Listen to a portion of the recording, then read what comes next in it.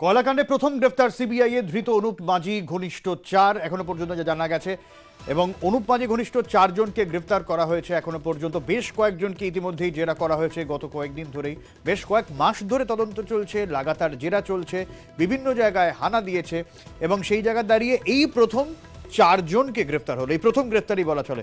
অর্পিতা রয়েছেন আমাদের সঙ্গে এই মুহূর্তে। অর্পিতা, যে 4 জনকে গ্রেফতার করা হয়েছে, কি লিঙ্ক পাওয়া যাচ্ছে ঘটনার সঙ্গে? খবর যে কয়লাকাণ্ডে সিবিআই অ্যান্টি করাপশন ব্রাঞ্চের হাতে এই প্রথম গ্রেফতার হলো 4 কয়লা mafia. CBI anti corruption branch তাদেরকে আজকে জিজ্ঞাসাবাদের জন্য নিজাম প্যালেসে ডেকে পাঠায় এবং তারপরেই 4 জনকে গ্রেফতার করা হয়। তাদের বয়ানে একাধিক জায়গায় অসঙ্গতি পাওয়া গেছে। ধৃতদের নাম গুরুপদ মাঝি, যাদব মন্ডল, নীরজ মন্ডল এবং নারায়ণ নন্দ। এবং এই 4 এরা কি অর্পিতা এলাকায় কয়লা মাফিয়া বলে পরিচিত?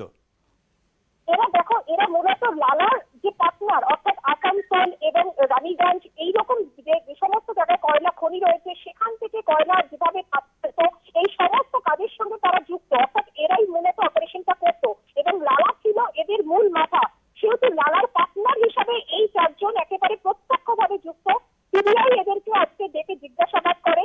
নিজাম প্যালেসে বয়ানে একাধিক জায়গায় অসঙ্গতি, কিভাবে টাকা ট্রানজাকশন এবং এই গোটা অপারেশনটা তারা খনি থেকে কয়লা কিভাবে তারা পাচার করতো এবং কোন কোন মাধ্যমে তারা সেটা পাচার করতো সেই সমস্ত বিষয় জিজ্ঞাসাবাদ করে এবং তারপরে দীর্ঘক্ষণ জিজ্ঞাসাবাদের পর এদেরকে গ্রেফতার করা হয়। এই 4 জনের গ্রেফতার কিন্তু অত্যন্ত গুরুত্বপূর্ণ, কারণ কয়লাকাণ্ডে এই প্রথম সিবিআই হাতে গ্রেফতার হলো এই 4 কয়লা মাফিয়া এবং যারা কিনা লালার পার্টনার এবং প্রত্যক্ষভাবে এই কয়লাকাণ্ডের সঙ্গে যারা যুক্ত।